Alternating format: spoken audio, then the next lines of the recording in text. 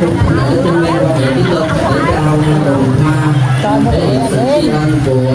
một vị tân trụ trì đối với các bậc tiền bối, các bậc hữu công đã có công với bộ tự cũng như hai vị. Và quà của đại đức Danh Thanh, phó chủ tịch hội đồng các sư sản cụ Charadak răng say tiến lên để trao phần quà để chúc mừng cũ rồi dân phật một cũ kìa. thì lãng hoa tươi thắm của đại đức Trương Văn Tuấn trụ trì chùa Đắc Hòa xã Tân Hòa đó cụ từng lại cái nào phật một công bố quyết định bổ nhiệm trụ trì chùa Thác Lát xã Hòa Thạnh.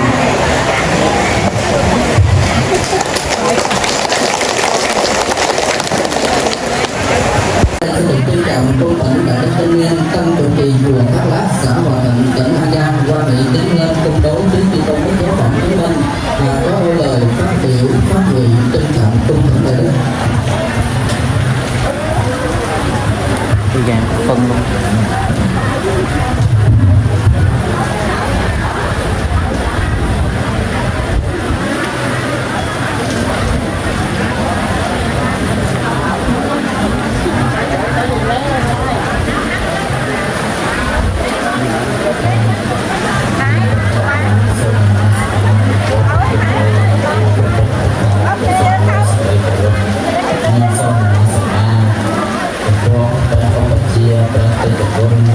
ในจอมปรึกษาปฏิบัติในสมาคมព្រះសាសនាសង្ឃវៀតណាមសមាគម